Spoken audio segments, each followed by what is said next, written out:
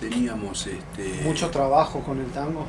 mucho, sí. Yo estaba, ¿Eso de qué año estamos hablando? y estamos hablando en los años, ya no era, te cuento esto, mira, en los años, hasta los años 60 no había una apertura de Argentina, no había una apertura hacia lo musical.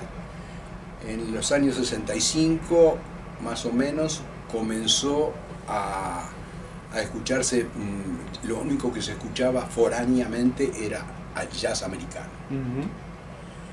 Después, con películas como las películas esas de Fiebre de Sábado por la Noche, que no sé si vos No, no la la escuchás. conozco. Bueno, pero es de un actor muy famoso, ahora que es un hombre muy grande ya, pero una película que causó furor en el mundo, que se trataba del baile de rock.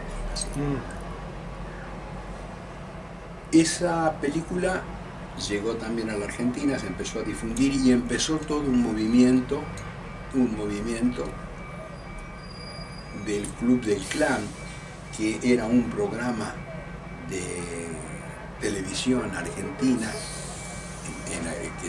que se transmitía por uno de los canales que eran retransmitidos en el interior del país, porque no había canales propios en el interior, sino se retransmitían los canales oficiales o privados, uno o dos que había aquí en Buenos Aires.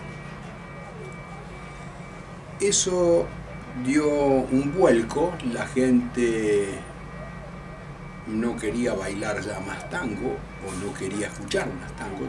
La gente joven fue como una especie ¿no viste que la gente joven por lo general se rebela contra todas las cosas?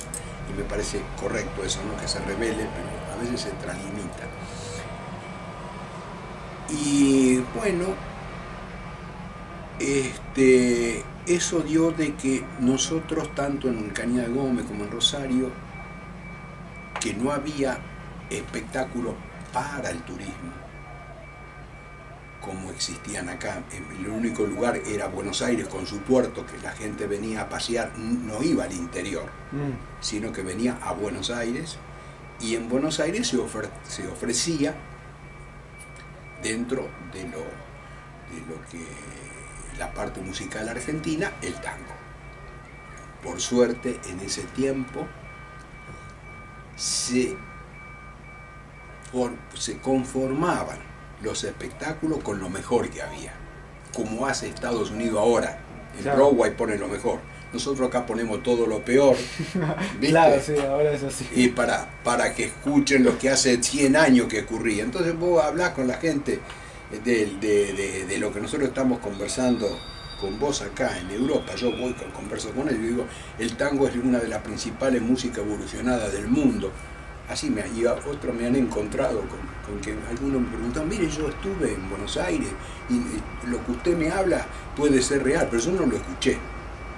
Claro. Y es verdad.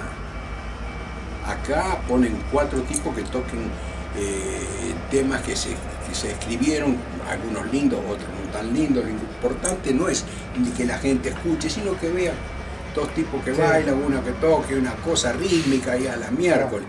Y la evolución del tango, el tango instrumental, la evolución que ha sufrido, que nosotros en ese tiempo podíamos expresar en los años 70, que te hablo yo del 70, 75, que empezamos a venirnos todos del interior, acá a Buenos Aires, porque en el interior ya no podíamos desarrollar la actividad. Ya los bailes no se hacían con orquestas típicas. ¿Se hacía con grabación? No, Sí. directamente con los conjuntos de rock. Había enorme cantidad de conjuntos, habían salido aquí, pero crecían como el yuyar. Vos viste que acá hay cada 5 o 6 chicos, cada uno tiene una banda. Sí, sí. Era lo mismo hacía ese tiempo. Entonces todos se hacían 3 o 4 bandas diferentes y no teníamos más trabajo. Entonces, de Rosario, de Cañada de Gómez, que era yo cerquita a Rosario, vivíamos ahí, y de otros lugares del interior nos tuvimos que venir aquí. Yo, porque quería seguir estudiando armonía. ¿Y estudiaste con Rossi, verdad? Sí, tuve la suerte, sí. Mi maestro de armonía había estudiado con él. Después Tití se había ido mucho tiempo, estuvo en Estados Unidos, pero él, el que me enseñaba a mí armonía había estudiado con él, y por unas cuestiones yo sabía de él, y por otra historia que en otra oportunidad te la cuento, cómo fue el encuentro con él, estudié con Tití. Y así que estudiaba, trabajaba y empecé a tocar con las orquestas. En ese tiempo estaban las orquestas, las grandes orquestas, la de Troilo, la de Salgán, la de Vaso, estaban populares como la de D'Arienzo, Varela. Grabábamos con Di Paulo, estuvimos 3 años grabando todo con todos los cantores, teníamos mucho trabajo. Estábamos en 1 o 2 orquestas, yo a veces estaba en 2 orquestas o más. Estaba en una oportunidad, estaba con la orquesta de Piro, que en ese momento estábamos con Varela, con Vaso, grababa, y bueno, vivíamos, por suerte, económicamente bien trabajando, y podíamos, en el caso mío particular, que mis hijos pudieran estudiar, vivir cómodamente. Cosa que ahora se hace... No existe. No existe, porque ha dejado de ser popular el tango, y además, como te estábamos charlando recién, lo que existe para trabajar son cosas que algunos no pensamos de la forma, solo de la forma de ese tipo de trabajo. Hay algunos que piensan de ese trabajo, piensan y actúan porque lo necesitan, claro, hacer ese trabajo, y después a su vez hacen otras cosas que lo consideran lo más importante. Claro, a esa gente yo lo aplaudo, y si puedo de alguna forma, de alguna manera cooperar con ellos, lo hago, porque hay que tener mucha voluntad, claro, para poder trabajar, y además espiritualmente realizar las cosas que uno tiene por vocación, ponerse como límite, ¿no? ¿A qué edad empezaste con el bandoneón? Muy chiquito. Es un poco... Yo tenía 6 años, 7 años, y tenía 4 hermanas y yo el único varón y el más chico. Por eso era muy mimado y me mandaban a hacer de todo, a pintar. Mira ese cuadro, ¿ves que dice? Mira. Y entre 8 o 9 años pintaba, y todavía mi señora me guarda eso. Pero pintaba tan mal que había ido un montón de años, ¿viste? Como 2 o 3 años.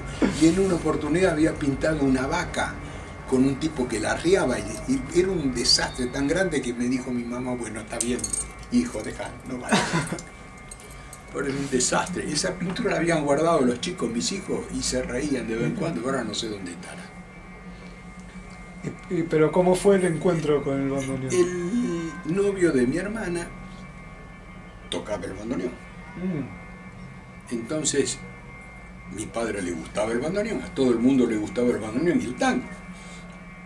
No se escuchaba otra cosa. Y para conquistar a mi papá, traía el bandoneón a casa. Primero lo traía y lo llevaba, después cuando pasaba el tiempo lo dejaba en casa.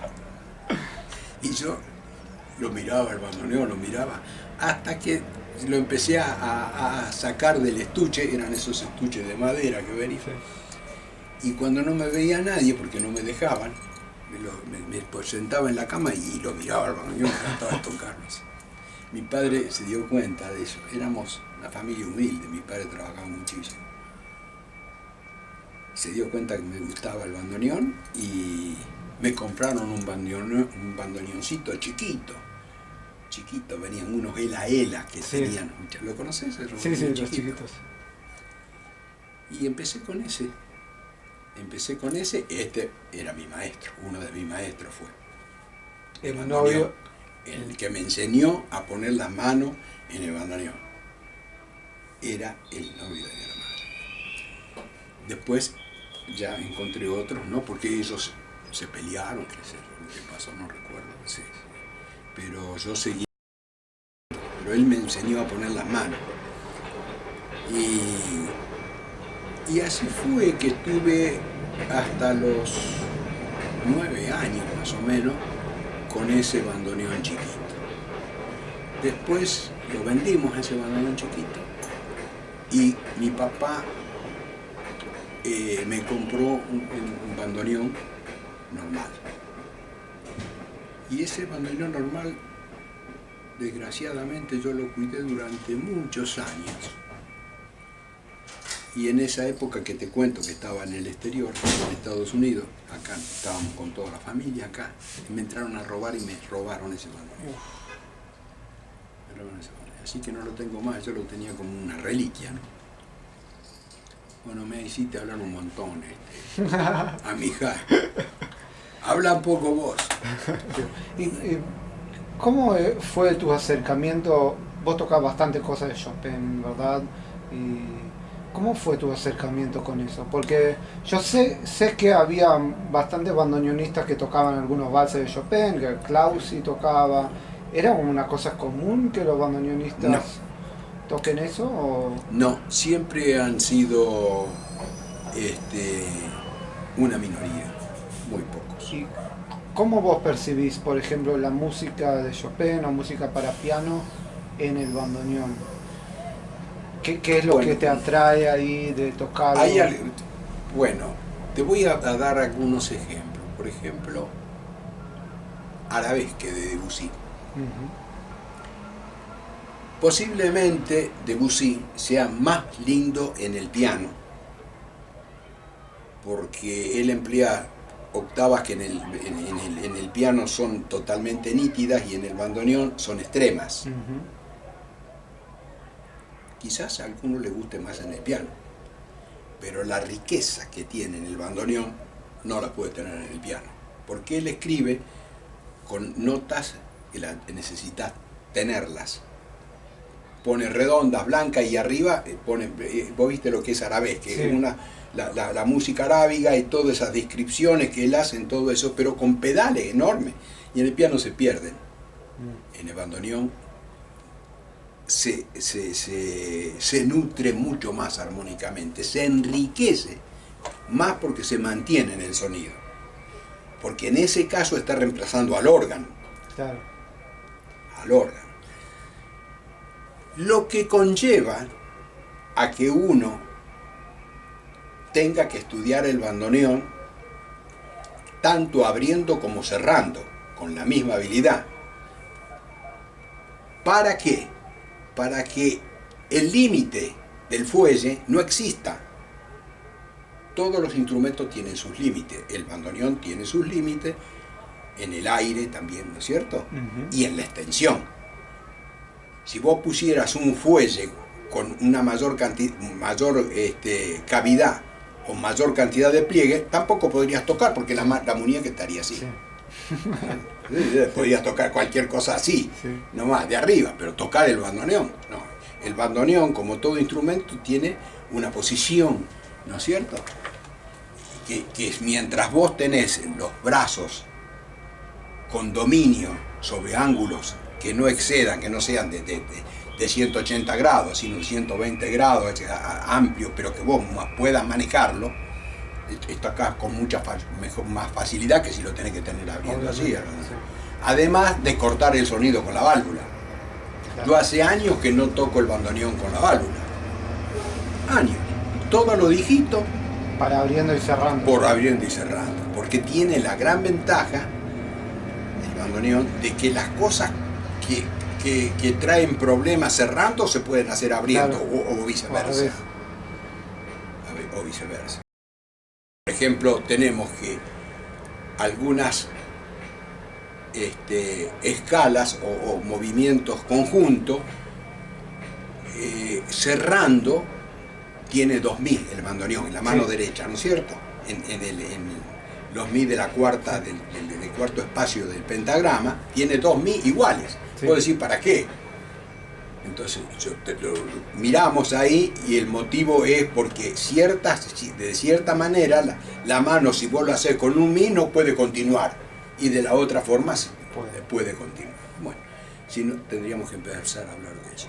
Lo que significa es de que para tocar el tango y tocar en orquesta no hacía falta estudiar de una manera más completa. ¿Por qué? Porque en la orquesta tenían 4 bandoneones, ¿no es cierto? Y ahí se reparte. Siempre había tiempo el para otro, respirar. el otro respira, el otro. Pero sí, Había siempre individuales, gente individual, como fue, según me cuentan. Vos me hablabas de Clausi, otros me hablaban de Minotto, otros me hablaban de Antonio Río, que fue uno claro, de las personas que más influyó en mí, en Rosario, ¿no? O otros de los grandes músicos que se quedó en Rosario, pero los más talentosos, uno de los más talentosos que yo conocí, bandoneonista también, que es el arreglador de un tipo con un talento. Yo le grabé muchas cosas de él, no muchas, pero algunas, de Granadero Baigorria, es Montironi. Montironi también fue otro de los precursores de eso, que Ahumada, que individualmente ellos estudiaban eso. A Ahumada le gustaba lo de Vaca, yo estudiaba eso también. Pero de 50 bandoneonistas eran 3 o 4. pero te hago una pregunta con el tema de la orquesta, si no hacía falta tener tanto manejo del abriendo y cerrando y la coordinación y todo eso, pero hay muchas orquestas con las que vos tocaste, tenían mucha digitación, por ejemplo, como Varela y todo eso, Claro. y entonces ahí sí se necesitaba una técnica importante. Lo de D'Arienzo nomás, todos hablamos de la orquesta de D'Arienzo, las variaciones que tenía D'Arienzo. 2 horas de variación. Ni hablar. ¿Y cómo encaraban eso? Porque eso es Fue algo un estudio, pero no se dedicaban, además de eso que era su trabajo y su forma de sustento, había otros que estaban pensando un poco más lejos. Claro. No estaban pensando solamente eso, sino pensaban en hacer aquello que era mucho más difícil para poder hacerlo esto mejor, con más facilidad. Que es lo mismo que hablamos, que estudiar bien el instrumento. Estábamos hablando al principio de la cuestión de las sinfonías a 3 voces de Bach y de la invención de 2 voces. Si vos tocas bien la sinfonía de 3 voces, va a tocar con mayor facilidad la de 2 voces. Y si tocas la de 4, vas a ser mejor que la de 3, ¿cierto? Sí. Entonces, esa gente buscaba tener un adelanto porque quería un sentido de superación. O sea, eso existía en algunos individuos en el mundo del bandoneón, como el cualquier querer avanzar y... En cualquier aspecto, siempre el ser humano existen las puntas de lanza. Sí, en lo científico. Por suerte. Por suerte. Si no, no iríamos adelante. Claro. Y por suerte siempre, la punta de lanza es lo más fino, nunca tiene base, para que entonces son casi todos pobres. Y fíjate vos, es muy difícil que encuentres un tipo que... Hay una historia linda que sea rico haciendo cosas muy bien. Porque, qué sé yo, Barenboim debe ser una de las excepciones, Marta Argerich, ¿no es cierto? Pero son excepciones. Sí. Pero me cuenta una historia de que yo soy un tipo muy amante de este músico francés, ¿cómo se llama? De música clásica. Le he grabado cosas a él también.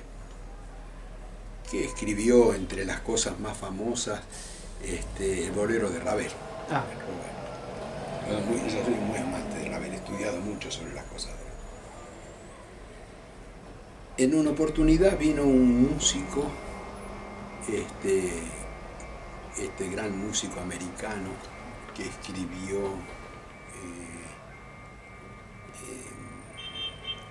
la Rapsodia in Blue, ¿cómo es que se llama? ¿Ves que antes te decía yo que yo me acordaba de todo? Mira qué fracaso. Bueno, entonces lo fue a ver a Ravel para estudiar con él, Ravel. Entonces, Ravel estaba en una situación económica bastante baja Y lo mira, dice, mire maestro, yo vengo a estudiar con usted, dice, porque estoy, y la ve, lo mira un poco y dice, ¿estás seguro? Sí, dice, yo estoy seguro. Dice, ¿y por qué me pregunta esto? Dice, ¿cuánto usted gana? Y el tipo le dice, bueno, yo gano, qué sé yo, $500.000. ¿Para qué? Yo dice, llego justo con la plata para pagar el alquiler y toda esta cosa. Las puntas de lanza son así. Sí, eso sí. Mirá la pintura, vos que te gusta la pintura, mirá el caso de los grandes pintores. ¿Viste? Claro, sí. Van Gogh se vendieron en $100 millones un cuadro ahora, pero pobrecito, en una oportunidad fue a vender los 2 pesos y eso, le dieron la moneda holandesa, no recuerdo ahora, le dieron 2 pesos, ponele. Claro, sí, sí. Y le dieron tan poco que cuando salió había uno que estaba pidiendo y le dejó los 2 pesos. Y después el cuadro se vendió en $30 millones. Eso sí. Bueno, entonces llegamos a lo mismo. Eso sí. No podemos pensar en lo económico cuando pensamos en lo espiritual. Si bien una cosa no contradice a la otra. No contradice. Hay gente que tiene mucho dinero y que sabe cómo contribuir con ese dinero para el progreso del ser humano, ¿no? Claro. Yo nunca hablo de los progresos que conlleva, por supuesto, el progreso del ser humano, conlleva a bienestares económicos, a mejores formas de vida. Y a tener personas que también quieran encontrar un lugar donde desarrollarse. Vos, por suerte, para mi punto de vista, tuviste muchos viajes, siempre estuviste viajando, naciste en un lugar, viviste en otro, estuviste en otro, y eso te conlleva tener una cantidad de información como para poder decir, yo quiero encontrar en el mundo un lugar acorde con lo que necesito para desarrollar. Es muy poca persona que tienen la oportunidad de pensar de esa manera. Sí, sí, hay mucha gente que no tiene la posibilidad de conocer o de saber que hay posibilidades. El poder de conocer te da el poder de comparar. ¿Verdad? Entonces cuando uno conoce puede comparar, y cuando uno puede comparar es cuando puede decidir. Así es. Bueno, Mijail, por hoy hemos hablado un montón. Dale, Yo te puedo preparé. pedir, dale, Sí. vamos a ver eso. Te puedo pedir una cosita, así me queda grabado, Sí. que si, porque yo siempre le pregunto a bandoneonistas, pero sería muy interesante recibir de vos una respuesta. En realidad son 2 preguntas, si no te molesta. No. Una es, ¿qué le recomendás a una persona que empieza? Que ya hablamos mucho de eso, ¿no? Pero directamente, cuando viene alguien y te dice, Miguel, quiero estudiar el bandoneón, si vos le podés dar un solo consejo, ¿qué es lo que le decís? Es muy difícil poder resumir en un solo consejo Sí. una cosa que conlleva una enorme cantidad de tiempo, de estudio y perseverancia. Bueno, eso ya es una respuesta. Bien. Es Por una eso, respuesta importante. Lo primero que uno tiene que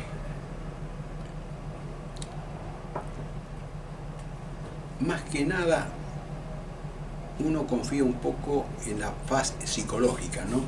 Vos podés encontrar a veces personas que podés ver que a lo mejor no tienen una gran facilidad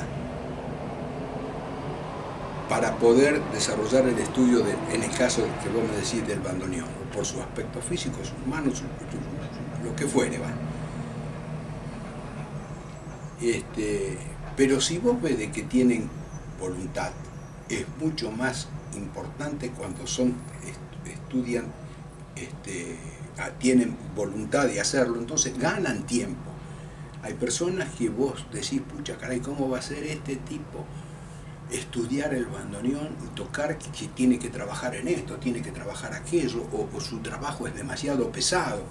A eso me refiero cuando Claro. te digo de comparaciones, ¿no? Sí, sí. Físicas tienen mucho trabajo, un trabajo muy pesado. Entonces vos decís, pucha caray. Pero cuando profundizás un poco, lo escuchás hablar y empezás. En todo hay que empezar a rodar. Todo Claro. tiene que empezar a rodar. Y vos te das cuenta que tiene perseverancia es cuando uno le presta más atención y tiene casi una mayor empatía. Aquellos que tienen una gran facilidad o tienen una gran cantidad de tiempo para poder estudiar y ese tipo de cosas, y no lo hacen con la misma proporción que el otro, ¿no? Es decir, la voluntad es muy importante, la perseverancia es muy importante. Nada es sencillo. Hay un viejo refrán que dice: vos necesitar 10.000 horas sobre un instrumento, sí, para poder manejar. Bueno, lo mismo. Y en el bandoneón, olvídate vos que tienes casi 5 octavas, tanto, y abriendo y cerrando son diferentes. Entonces vos necesitas que el tipo que tenga perseverancia. Cuando son jóvenes, muy jóvenes, entonces no están con tantas cosas en la cabeza, con tantos compromisos, entonces su mente, sus probabilidades son mayores. Es como te diría, por ejemplo, como una esponja. O como un carbónico. ¿Conoces el carbónico? No. El carbónico era una cosa que antes se utilizaba mucho para hacer copia. Vos escribías arriba, sí, y pasaba. Entonces, cuando escribías mucho sobre un carbónico, se gastaba el material que era el que hacía la copia. Entonces, como el ser humano es un... Claro, entonces si vos tenés muchas cosas en la cabeza, cuando vos, a medida que uno va creciendo, va incorporando información. Sí. Y toda la información no es sabiduría. Hay gente que tiene una gran cantidad de información y no tiene ninguna sabiduría. Hay algunos que con esta información la aplican a la sabiduría. Es como cuando estamos hablando de tocar el bandoneón en una escala superior para poder tocar con mayor facilidad y más lindo lo que uno es más fácil.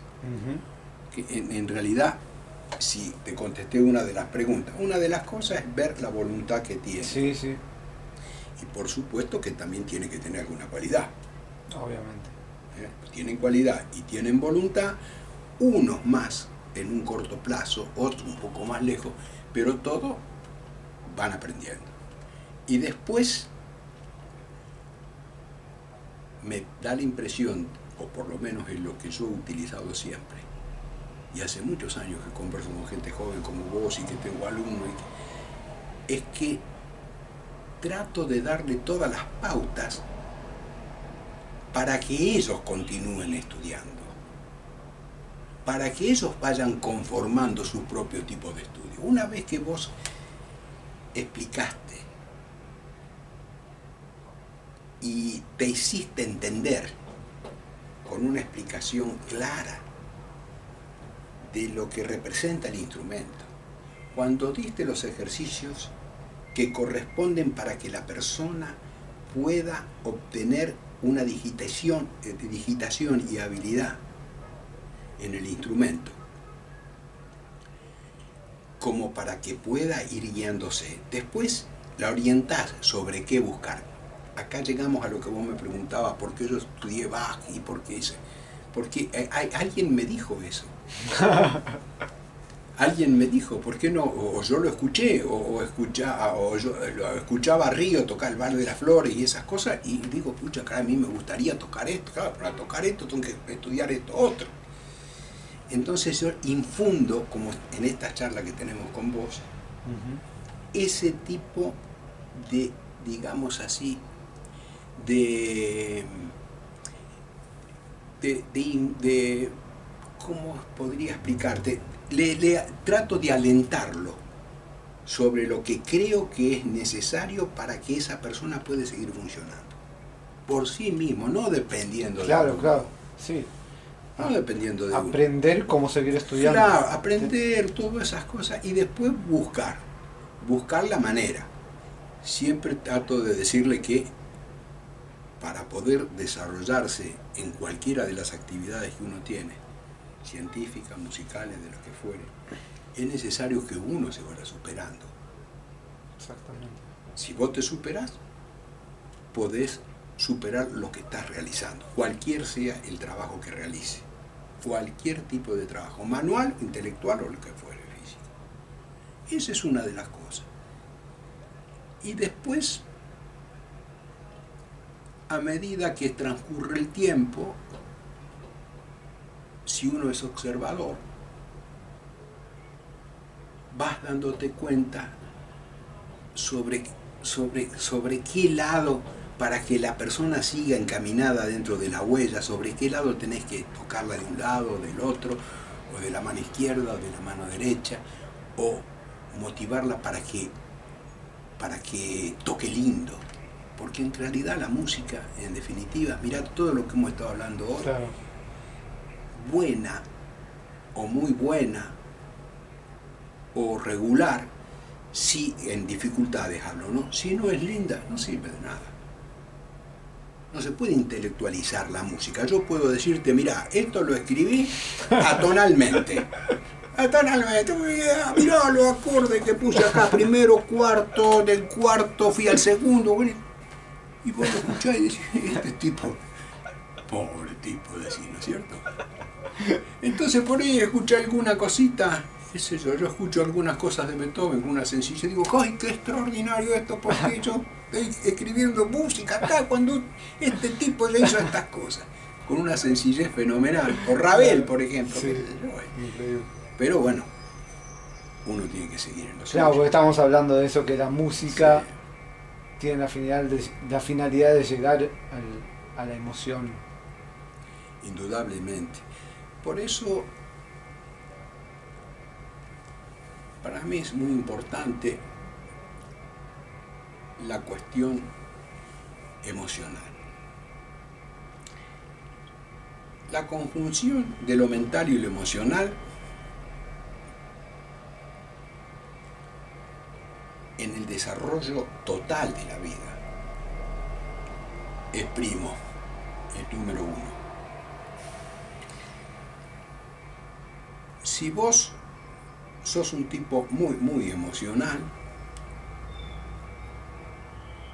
pero no tenés lo intelectual para llevarlo al caso de la música, sos un tipo muy creativo emocionalmente, pero no aprendiste armonía, no podés desarrollarlo. Nada. Lo que podés desarrollar son cosas muy cortas, muy lindas, pero muy cortas.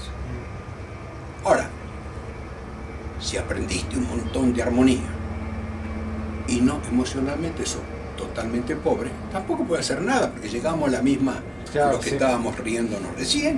Sí. Yo no voy a dar nombre, pero yo he conocido tipos de armonía, uno de las personas más creativas que he conocido en mi vida, armónicamente, que creaban escalas y crearon muchísimo y dejaron muchísimo, y sin embargo no podían poner ellos solo hacer 3 notas o 5 notas que dijeran algo. Entonces la conjunción es muy importante entre la parte emocional y la parte mental. Y una vez, me acuerdo de una de nuestras conversaciones, yo te pregunté del sonido y vos me dijiste algo que me quedó grabado, que es que hay un gesto emocional interno antes de emitir el sonido. Bien, nosotros medimos el tiempo mentalmente, ¿cierto? Pero la velocidad del centro mental, del cerebro, de los distintos centros que tenemos, no solamente en el cerebro tenemos el centro mental, sino que en la parte también Intestino. de los intestinos también tenemos ganglios que son parte del cerebro, y esos son muy influenciables por la parte emotiva. Son diferentes. La velocidad del centro emocional o del centro instintivo es muchísimo más rápido que la del centro mental. Si vos vas por una calle y de golpe mirás así, ves que viene un tipo con una moto y comenzás a pensar, ¿qué hago yo si hago? Si no disparás, te agarra el tipo y te mató. ¿No es así? ¿Y cómo se traduce eso en el bandoneón cuando se toca? De la misma forma, el centro vos tenés que tener la parte de pensar. La parte emocional, si vos también estás tocando una cosa y estás totalmente emocionalmente con eso, totalmente enfrascado en eso, estás identificado casi. Tenés que escuchar al de al lado, si estás con otro, lo demás. No podés estar identificado con lo tuyo. Claro. Sino estás escuchando a los otros, escuchar los otros sonidos. Entonces es muy difícil explicarlo, pero sí se puede sentir. Sí se puede sentir. Vos, por ejemplo, te encontrás. Hay tipos que yo admiro muchísimo, porque, por ejemplo, el caso hablamos de Barenboim. Yo lo admiro muchísimo a Barenboim.